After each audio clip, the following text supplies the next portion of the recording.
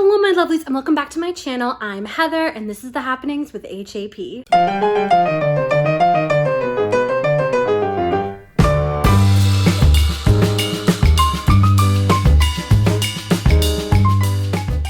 This is totally off topic to this video, but by the time this video is uploaded, I shall be fully vaccinated, and I'm so happy because I feel like I can see the light at the end of the tunnel of what feels like 2020 part 2. So because of that, this video is going up a little bit later than I would have liked, but this is going to be my February reading wrap up. As I mentioned in my February TBR video, I was going to be reading exclusively from Black authors in celebration of Black History Month, and I can already tell you that this was one of my favorite reading months I've had in a long time. Every single book I read was fantastic and 4 stars or above. This was a great reading month and I read almost everything that was on that TBR, so it was a lot of books that I just like sped through. So I'm gonna try to not make this video be like 40 minutes long if I can help it, but I cannot wait to talk to you all about how much I adored all of these books because I definitely have some new favorites as well as just new releases that are coming out this year that now I'm super anticipating because I've read the first books in the series. So like I said, it was a great month and I'm super excited to share it with you. If you have not already, hit that subscribe button down below, give me a like or comment, dislike, whatever. I know you've been waiting a while for this one and it's finally here, so let's just get right into my February reading wrap up. The first book on the list is A Song of Wraiths and Ruin by Roseanne A. Brown. This novel is not only Roseanne A. Brown's debut,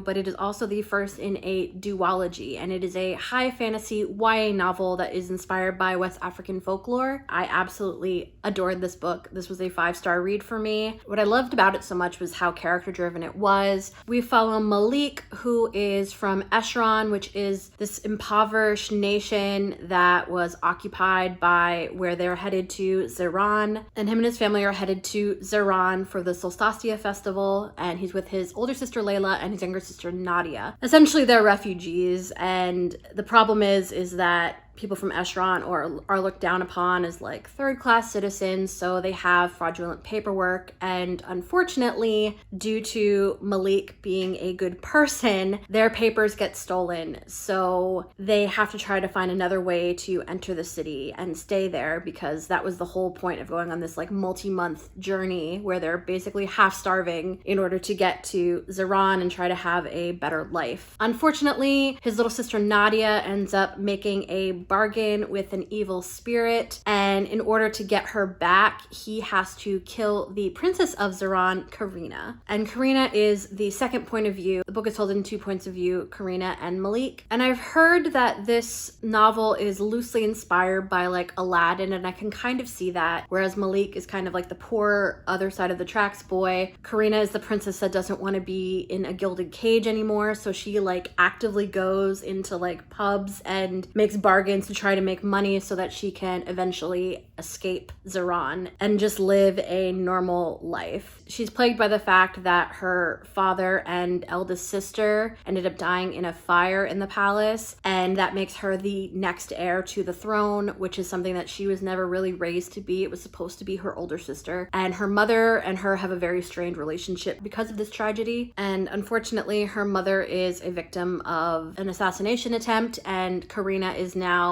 the queen of Ziran, which is already something she didn't want to do, let alone something that she's going to be doing now as like a young, I think she's, if I remember correctly, she's supposed to be like maybe 18. So she is still really young. So this basically derails all of her plans. And she comes across books of necromancy and has an idea of performing a ritual in order to bring her mother back so her mother can take over for her and she can finally leave Ziran. The one big ingredient that she needs for this piece of necromancy is the beating heart of a king. She is not married. She's had people interested in her and she's had a previous relationship with a friend Tunde, but right now she has nobody. So she uses the Solstasia festival in order to crown whomever the victor is as the king who she intends to murder in order to go through with this necromancy. I really found the festival itself very interesting because this is kind of where a major part of the folklore ties in. The Solstasia festival is connected to the 7 patron deities, which represent each day of the week, and whatever day of the week you're born is kind of like your patron deity. As like a ritual that they perform, they carve like the symbol of that deity into your palm, so it's like something that you're always associated with. And it said there are 7, so they are moon, earth, sun, life, water, fire, and wind. So basically it's very elemental. This whole festival is held every 50 years, and there are 7 different victors, and each one represents a different deity. Whoever wins the festival, typically that means that that is the deity who will rule over the next era. So some deities usually have very consistent wins. I think sun is a popular one, if I remember correctly. It is a way of bringing a lot of different refugees and people from other countries into Zeron, which is why, a main reason why Malik and his family were heading there. As we find out, since he's from Eshran, and Eshran hasn't been allowed to participate in the festival, in order to get close to Karina, Malik is able to, with the help of this evil spirit, convince the priestess of the life deity to be the life deity's champion in this festival. As this competition goes on, Karina is definitely eyeing all the victors and kind of trying to make up her mind of who she hopes to win, because she may not like them or she does like them a lot. I don't want to spoil too much of this book, but there's a big reveal for Karina's character. There's a lot of royal scandal, political intrigue, as she's basically kind of this pawn to these other people around her. Her and Malik meet like a good almost halfway through the book. Like, it is definitely a slow burn romance. Like, it's not an insta love thing. And I kind of appreciated that because, you know, sometimes that can get a little old. I really enjoyed this book. I'm super, super excited for the second one. After that reveal at the end, like I said, I don't want to spoil it for people that want to read it, but I'm very curious of where this is going to go because stuff went down. I'm very excited for the sequel, and this is definitely one I really recommend. The characters are well fleshed out. The world is very fleshed out. Like, I really love this, and it was so different than most fantasy I've read, especially YA fantasy, and I super enjoyed it. So definitely don't be intimidated by this and open yourself up to something new, because like I said, this is a 5-star read for me and I absolutely loved it, and I think you will too. The next book on the list is You Should See Me in a Crown by Leah Johnson. This one was just like a fun, fluffy YA romance. I loved it. I gave this book 5 stars as well. Like I said, this was a great reading month. And this is definitely for those that are just looking for a feel-good, sapphic, fluffy, contemporary YA romance. There is just so much to love about this. It follows Liz Leighty, who is kind of just going through high school. She's not the most popular in the world. She has really close core group of friends. She's trying to better herself by becoming a doctor and going to her dream college in Pennington. And she is in the school band. Like, she has a lot going for her, but she definitely falls under the radar of like typical high school popularity. She goes to Pennington to apply for this scholarship for clarinet, because that is basically her only way of being able to go to college, because she lives with her grandparents and they cannot afford to send her. Otherwise, she'd have to take at least a year off to work and try to earn enough money to go to her dream college. And unfortunately, she does not end up getting the music scholarship. Her brother suggests that she run for prom queen, because prom at this school,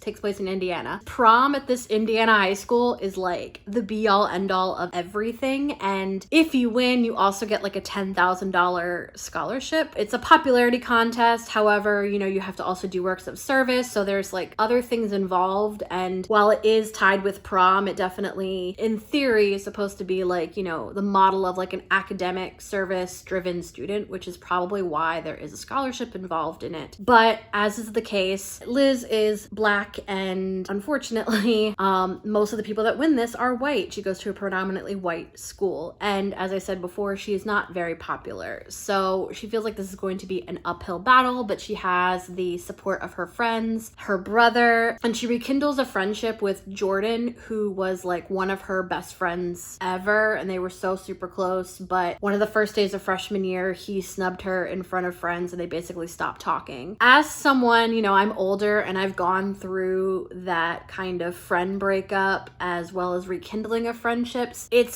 something you very rarely see in YA, because typically, you know, it takes place in high school or like college, so these friendships are usually like very intact or blooming. But to see kind of like a friendship being rekindled and the sadness and kind of, I don't want to say trauma, but the heartbreak heartbreak that can be caused by friendship breakups, which are very real. And that's just very interesting to explore in this. Liz is also gay, and she didn't really talk about it much, but she ends up meeting Mac, who is one of the girls that is running for prom queen as well. And their romance is really sweet and it develops very slowly. Mac is a little bit manic pixie dream girl, but she's not in service to Liz, so it's not entirely that trope, but you kind of do get those vibes a little bit. Like, she's so quirky that it's like a real person probably wouldn't be this quirky, but I didn't mind it and I love their relationship. This was very much, like I said, a very fluffy read, a very sweet read. It's a very feel-good book and you just want Liz to succeed, and I love being able to live in her head. Like, she's funny and her friendships are really solid and bright. This was just such a good read, and this was also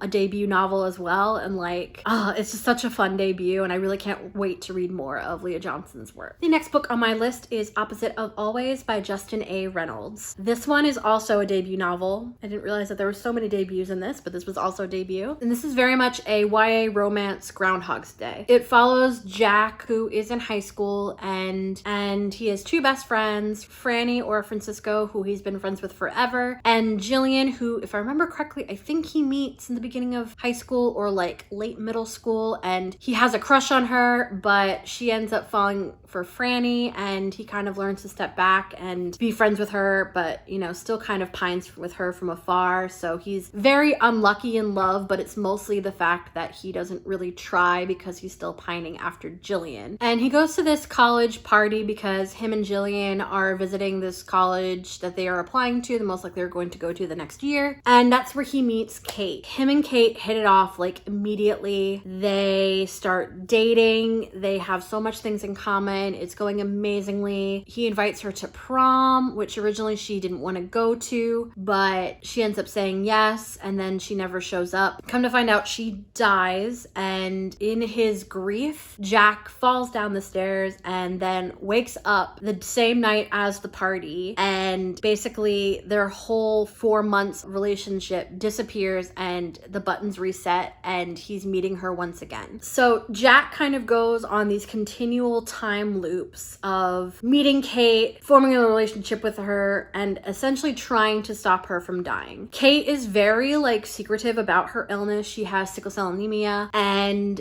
she doesn't really want to talk about it. At first, you know, Jack was thrown for a loop because he didn't know why she did the thing she was doing. As he keeps meeting her and getting to know her and memorizing things about her to get her to fall in love with him, he is like on this quest to try to save her life. But each time he goes back through these loops, he kind of ends up making problems. So for instance, the second time he goes through the loop, he is just so happy to see her again that Kate just becomes like the all-consuming obsession of his like world, much to the detriment of his friends as well as his parents, and yet she still dies. There's all these kind of wrong decisions he makes that has this kind of like effect down the line that it just makes his other relationships in his life worse in order to try to make Kate's better, but each time Kate still dies. So he's trying to learn where he's making these mistakes and trying to course correct in order to basically get everything he wants. This one ended up being a 4.5 stars for me, and the main reason was, while unlike in a Holidays where the time loop thing just kind of is something forgotten about really quickly, this does keep going on, but we don't really know why the last time it seems to stick, and we don't know what this means for them in the future. Regardless, with sickle cell, there's really no cure for it, so this is kind of always possibly going to be a relationship that has a time limit. So does that mean that, you know, they might be together forever? Maybe they get married 15-20 years down the line, she dies. Does he go back to that point? So that's kind of just like the premise of it doesn't fully flesh out just because it can't if you try to think past the last chapter. Another reason that I rated it like half a star down was the writing of Kate. Jack is very fleshed out. I feel like Franny has a lot of fleshing out, but Jillian and Kate are very much, I don't want to say blank characters, but there's not a lot to them. We know about their personalities in relation to the men that they're dating, the boys that they're with, but them as a whole, we don't really know too much, and it's all eventually in service to Jack's story anyway. So you kind of get the manic pixie dream girl effect with them. So that was a little bit of a turnoff, but I wasn't too annoyed with it because there is still some things there to at least ground it a bit. But if that kind of trope annoys you, or you don't want to just have something be in service to a male protagonist, I can totally understand that, because Jack can be very selfish. And it would have just been nice to have those female characters fleshed out a bit, besides the fact that Jack is in love with them for one reason or another. But otherwise, I did really enjoy this. It was a fun use of the time loop trope, which now that's like the second or third book I've read with it. I really enjoyed it, and it was very well written, and I look forward to reading more from this author. So yeah. The next book on my list is A Song Below Water by Bethany C. Morrow. This one was definitely one of the more imaginative ones I've read this month, and it was so interesting, and I just didn't really know how it was going to go about going in, but it gets into so many deep issues. And it's one thing I love about fantasy is when fantasy is a metaphor for other things. So I really love that about this book. This book follows Tavia and Effie. They are like best friends. They consider themselves sisters, even though they aren't. In this world, sirens, sprites, gargoyles, giants, locos, all these type of mythical beings exist and are out in the world. But sirens in general are seen as more of a negative in this world. Tavia is a siren, and it's something that her father wants her to keep hidden because sirens, which seem to primarily be Black women, we learn in like the historical lore of sirens that during the Civil Rights movement, they had caused an accident and a whistleblower turned them in, which caused like a second witch trial for them. And nowadays, sirens that are like open with their identity have to wear a dimming collar because it'll dim their song, because their song can have like influence over people. And that's what makes them so dangerous, is that their voice can cause other people to do things, think differently, feel differently, stuff like that. And that whole idea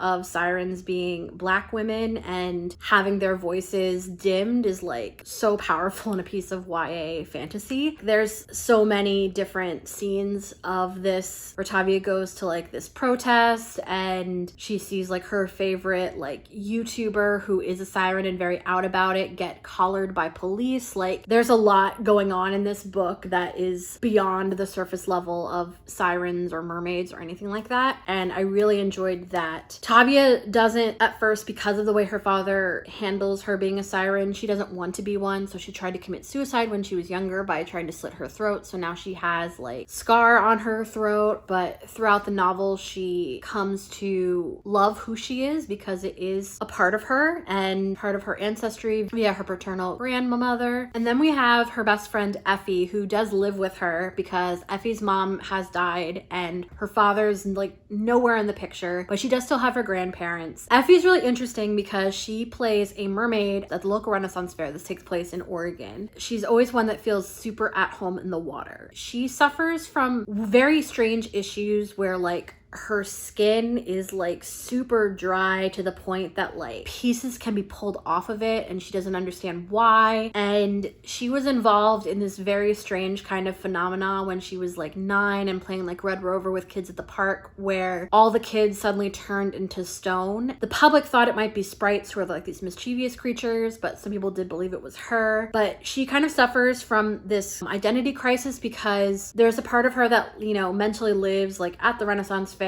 and she feels comfortable as a mermaid. She feels comfortable in who she is in that way. But then she sees Tavia, who is someone who she finds beautiful and finds her unique, and like she feels kind of plain, but like she's being plagued by something. So it's this very interesting sense of identity and her trying to fit in some ways and just not really being able to. I don't want to get into too much more of the plot because I'd want you to, when you read it, to kind of discover, because we do find out who Effie is, who her father was, and more of the mystery surrounding what happened to her when she was younger. Like I said, I absolutely love the questions of identity, the commentary on Black women in America and their identity and how they are often silenced for who they are. I give this a 4.5 stars, and the primary reason was I just felt that the ending, where we find out a lot of information, it's kind of like a huge information dump and it's a little confusing. I'm not going to go into why because I don't don't want to ruin it, but that's probably the only part of it I didn't really enjoy. There is going to be a sequel to this. I don't know if this is supposed to be a duology or a trilogy, but there is a second book coming out and desperately needs one because the way stuff goes down at the end is very confusing. But I just loved the real world commentary that was present in this by the use of like fantastical creatures. Like you have the Alokos, who I looked up because I never heard of an Aloko before, and it's kind of like this gnome type of creature that has like this song that's like a little type of a bell, and a lot of them wear it around. And these are like, if anyone has like a magical being child, they want them to be an Aloko. It's just interesting how there's a hierarchy of magical beings. There are gargoyles present, there are things called gorgons, which are kind of like Medusas present. So like there's all these different types of things, but there is a hierarchy to what you had hoped to be and what you don't want to be. And I thought that was really interesting. Like the world building in this was really cool. It was a very awesome urban fantasy, and I'm really looking forward to the sequel. I feel like I need to read maybe that last chapter again because it was just so confusing. It just stuff kept happening and I'm just like, oh, this is happening now and then this is happening. The location was weird. Like I listened to this on audiobook and otherwise the audiobook was great. I just think that like the ending was just a little confusing to me just because of all of the info dump that was happening. But otherwise I really loved this book, and I really recommend for people that love urban fantasy